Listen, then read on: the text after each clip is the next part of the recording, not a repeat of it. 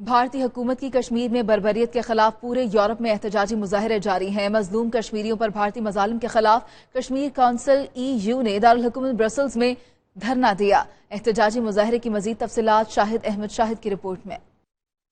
Kashmir council EU نے Europe میں مسئلہ کشمیر کو اجاگر کرنے کے لیے بھارتی مظالم کو دنیا کے سامنے لانے کے لیے گزشتہ دنوں سے اپنی مہم تیز کر دی ہے۔ کشمیر کونسل EU نے احتجاجی کیمپوں، مظاہروں اور دھرنوں کے ذریعے اس مسئلے کو دنیا کے سامنے لانے کی کوشش کی ہے۔ اس کے علاوہ یورپی حکام، عالمی اداروں اور انسانی حقوق کی تنظیموں کو خطوط بھیجنے اور ای میل کے رابطوں کے ذریعے اقوام عالم کو اس صورتحال سے آگاہ کرنے کا سلسلہ شروع کر دیا گیا ہے۔ 23 اگست کو کشمیر کونسل EU مسئلہ کشمیر کے حوالے سے فرانس کے دارالحکومت پیرس میں ہونے والے مظاہرے میں شرکت کر رہی ہے اور اس کے علاوہ 24 اگست کو جرمنی میں ایک ریلی میں بھی بھرپور حصہ لے گی۔ Chairman Kashmir council EU Ali Raza سید کا کہنا ہے کہ بھارت بڑے پیمانے پر کشمیریوں پر مظالم میں ملوث ہے اور اس نے گزشتہ 2 ہفتوں سے ان بھیانک مظالم کی انتہا کر دی ہے۔ آج یہ جو دھرنا دیا گیا ہے ایکسٹرنل ایکشن سروس کے سامنے اور EU کمیشن کے سامنے، اس کا جو مین مقصد ہے وہ یہ ہے کہ ہم یہاں کے عوام تک، یہاں کے انسٹیٹیوشن تک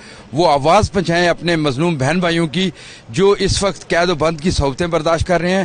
یہاں کرفیو لگا ہوا ہے، 18 دن ہو گئے ہیں، خوراک کی کمی ہے، میڈیسن کی کمی ہے۔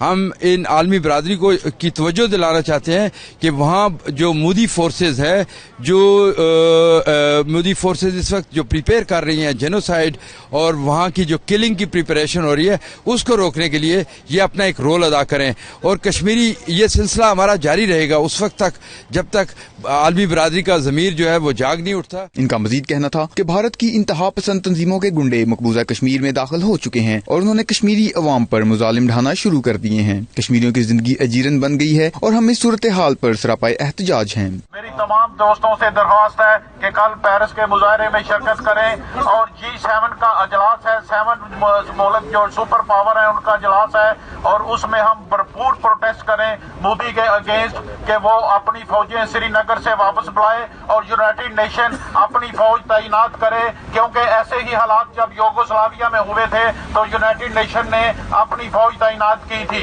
We will continue to struggle to free Kashmir according to the international law۔ بھارتی حکومت نے 5 اگست کو جموں و کشمیر کو خصوصی حیثیت دینے والی بھارتی آئین کی شقوں 370 اور 35A کو ختم کر کے اس مقبوضہ خطے کو بھارت کا حصہ قرار دیا ہے۔